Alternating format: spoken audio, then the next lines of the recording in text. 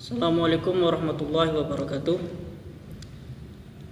Dalam kesempatan ini saya akan memaparkan materi tentang legal drafting itu sendiri. Legal drafting diambil dari dua kata, ada kata legal dan juga drafting.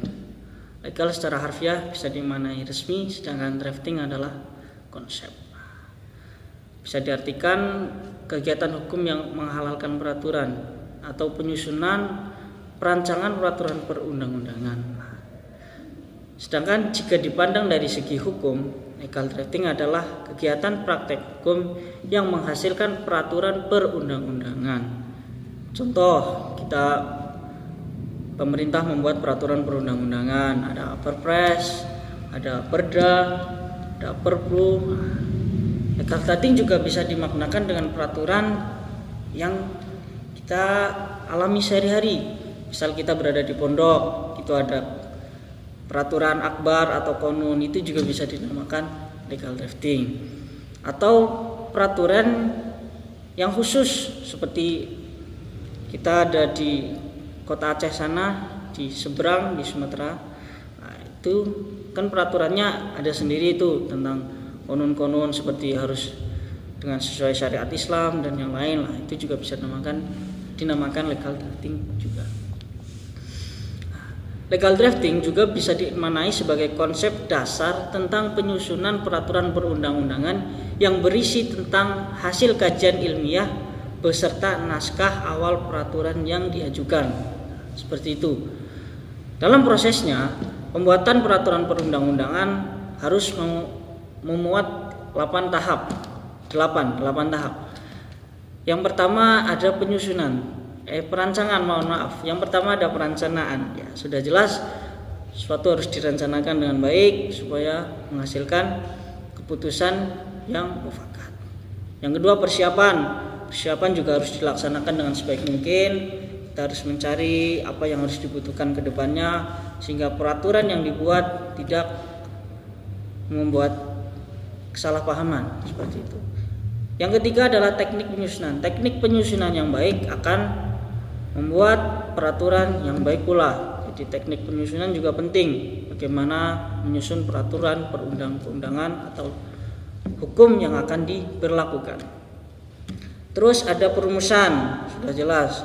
Setelah melalui tahap-tahap tadi ada perencanaan, teknik, kemudian hukum dirumuskan. Setelah itu pembahasan. Dibahaslah hukum-hukum tadi melalui musyawarah, melalui perkumpulan, dibahas hukum-hukum tadi yang akan dibuat, bagaimana baiknya, bagaimana buruknya, posisi negatifnya, pro kontranya, seperti itu. Nah, setelah melewati itu semua, kita ke tahap selanjutnya itu pengesahan. Disahkanlah hukum itu, disahkanlah perundang-undangan. Kemudian pengundangan, serta yang terakhir adalah penyebarluasan, di mana hukum yang sudah disepakati disahkan kemudian hukum disebarluaskan atau digunakan sebagaimana mestinya. Dalam pembentukan peraturan juga harus melewati beberapa tahap. Yang pertama kejelasan tujuan. Tujuannya harus jelas. Hukum tadi mau untuk apa? Misal kita buat hukum larangan merokok di tempat umum seperti itu. Itu tujuannya untuk apa? Pertama tujuannya untuk supaya orang-orang nyaman, orang-orang umum nyaman dengan tempat umum tersebut karena tidak semua orang itu merokok, apalagi ada lansia, ibu-ibu hamil, balita dan sebagainya, seperti itu. Jadi kejelasan tujuan itu harus diutamakan dalam membuat hukum. Terus kelembagaan, terus seperti tadi misal kita membuat larangan peraturan merokok di tempat umum. Secara kelembagaan itu seperti apa? Itu harus dibentuk terlebih dahulu. Bagaimana baiknya?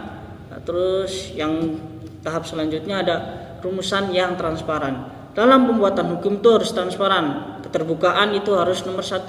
Transparan, variabel dan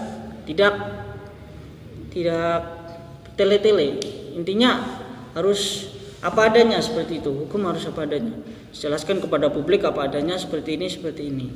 Yang terakhir harus berguna dan hasil. Itulah tujuan daripada hukum. harus berguna dan hasil yang baik. Karena semua hukum atau peraturan dibuat tentunya untuk kesejahteraan bersama. Tidak mungkin ada hukum dilakukan hanya untuk oknum tertentu. Itu tidak bisa, karena hukum harus berguna dan berhasil. Mungkin demikian yang saya sampaikan tentang legal drafting. Semoga bermanfaat. Assalamualaikum warahmatullahi wabarakatuh.